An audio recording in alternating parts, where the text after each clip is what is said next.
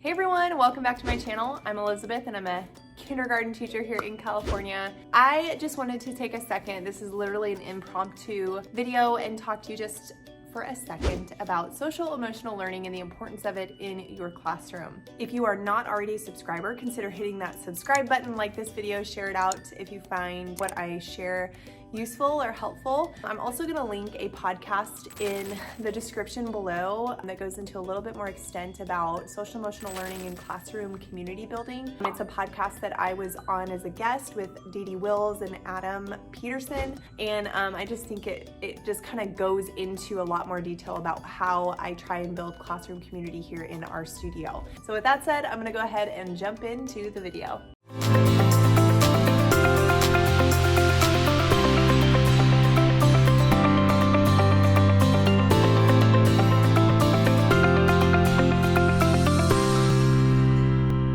All right, so first of all, social emotional learning, aka SEL, is the skills that students build to basically become productive, responsible adults. I teach, kindergarten, and at this level, some of the skills, like you might think like, well, don't kids just naturally become problem solvers, and don't they just naturally, become self-aware or socially aware?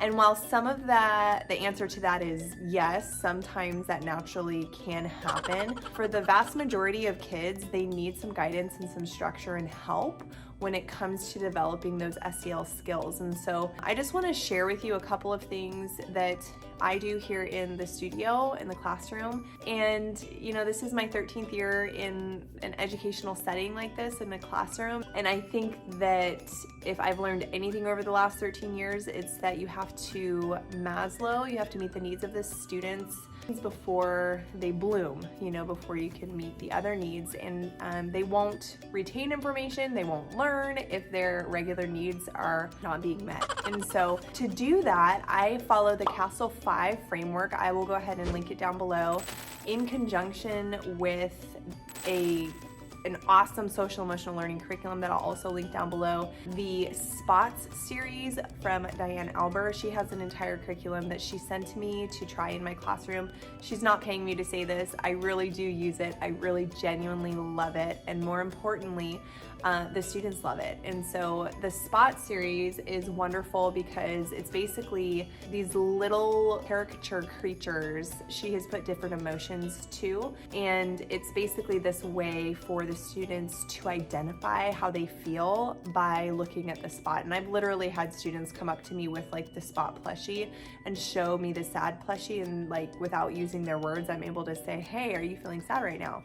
And they can identify that feeling. So that's really the first thing, is that within the Castle 5 framework, so there's 5 different skills that you're trying to teach and work with the students on, and social awareness, self-awareness are 2 of those. And so to do that, here in the studio, a lot of times I work to try and push the power to the students. And which means a lot of times I am not giving them the answers. I am asking them questions so that they figure out the answers by themselves, which are really challenging those problem solving skills and those critical thinking skills. Because if they're constantly using that part of their brain, that brain, is like a muscle and it's constantly being used, they're just going to become stronger and stronger in those core skills, which just helps them be more confident and more competent in who they are. And there's really this beautiful thing that happens when students feel like they are capable. There's just a confidence that happens, and then all of a sudden they want, to take ownership in their learning, and they own it, and it's theirs, and they've accomplished it, and it's just this beautiful, process that happens. So a few ways that I try and push the power to the students is by creating systems within our studio. I call it a studio, you might call your classroom, but is to create a contract in the beginning of the year, one that we all come up with that is basically like our classroom rules. And this is something that the school that I work at actually wants us to do, and we call it building our tribe, which is just symbolic of basically building our community. And as we're building our community, we talk about rules that we want. We talk about what we want our studio to look like, sound like, smell like, what we want people who are coming into our studio to feel.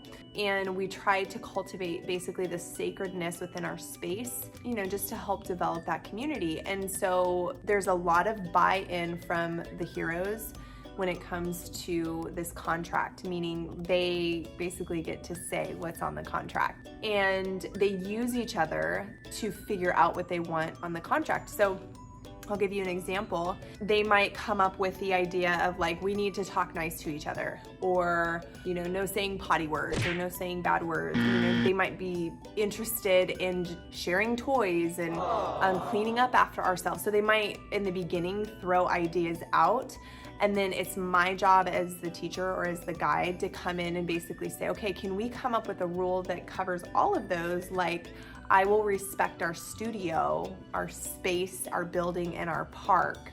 And underneath that, basically these little sub rules that are just implied. So for example, if you're at the park and a friend throws trash on the ground, you're able then to say, hey, that's not respectful of our park, and we made a promise to each other on our studio contract that we would take care of the park, so can you please make that right? And so we develop this studio contract as a class, and we hold each other accountable to it. And so that looks like if somebody breaks a rule, another student is basically able to call them out on it.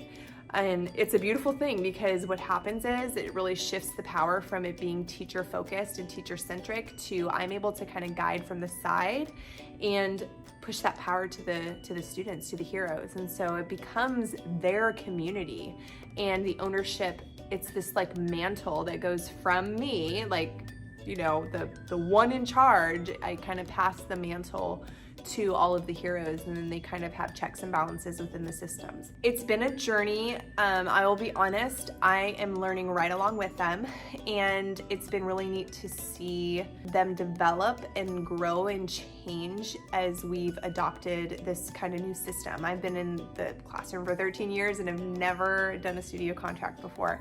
So within those guardrails or those rules of our studio contract, it's my job to kind of help cultivate within them these Castle 5, these social emotional skills that are gonna help them problem solve and make decisions and think critically and be self-aware of their body and socially aware.